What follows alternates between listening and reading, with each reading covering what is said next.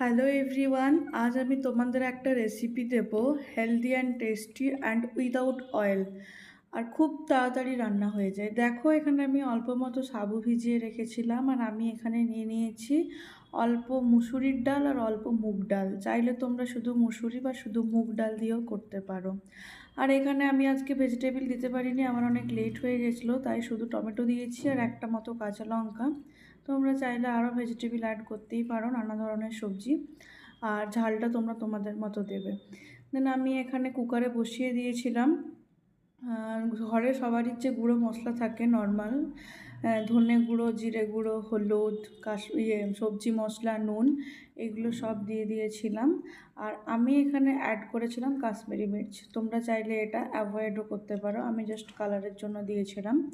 তারপর এখানে সব মিক্স করে আমি বসিয়ে দিয়েছিলাম, আর আমি 5টা মতো সিটি দিয়েছিলাম, কারণ আমি সাবুটা ভিজিয়ে রেখেছিলাম। আর আমি যদি কোনো দিন সাবুটা ভেজাতে ভুলে যাই তাহলে 7 থেকে 8টা সিটি দিই।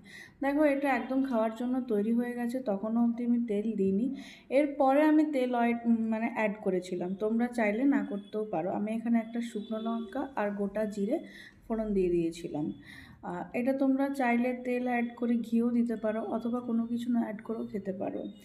আমার রেসিপিটা যদি ভালো লাগে তো লাইক কমেন্ট অবশ্যই করো।